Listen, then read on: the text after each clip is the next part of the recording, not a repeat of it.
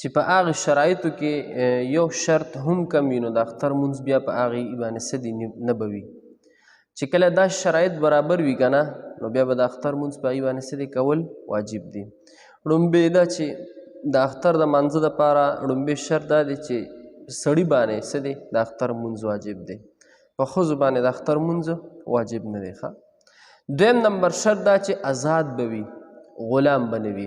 غلام باندې د اختر مونځ نشته، آزاد سړی به وي. دریم نمبر شرط دا چې مقیم به وي، لہذا په مسافر باندې څه د اختر مونځ دا نشته. څلورم نمبر دا چې صحیح به وي. صحیح څه مطلب چې بیمار یا داسې داسې بیمار نه وي چې د هغې بیمارۍ د وجې نه دی څه دی مسجد ته نشي تللی، نو یا داسې دومره کمزوري وي چې یاره د هغې د وجې نه دی څه دی جومات ته نشي تللی، چې دی بلکل صحیح سالم وي. پنځم نمبر شرط دا چې عاقل به وي، یعنی په خبره به پوهېږي، لیونی به نه وي، په لیوني باندې د اختر مونځ نشته. شپږم نمبر دا چې بالغ به وي، ځکه چې په نابالغه باندې د اختر مونځ کول نشته. او اووم نمبر دا چې مسلمان به وي، ځکه چې په کافر باندې د اختر مونځ نشته.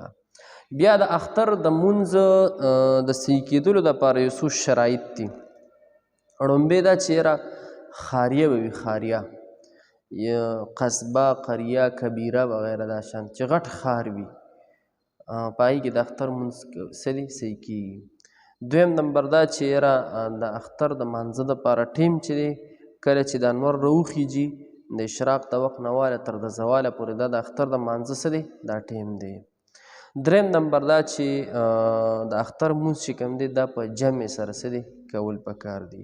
کم از کم چې 3 سړي سري دا د اختر د مانځه دپاره څه دی دا ضروري دی. 3 نه زیات چې څومره وي خو چې کم از کم د اختر د مانځه دپاره د دې د صحیح کېدو لپاره شرط څه دی چې 3 سړي خامخا وي.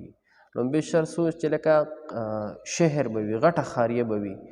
او دویم نمبر شرط دا دی چې یاره د اختر د مونځ دپاره چې دی ټیم به وي، ټیم یعنې د اشراق د ټیم نه واله تر د زواله پورې د اختر د مانځه څه دی ټیم دی.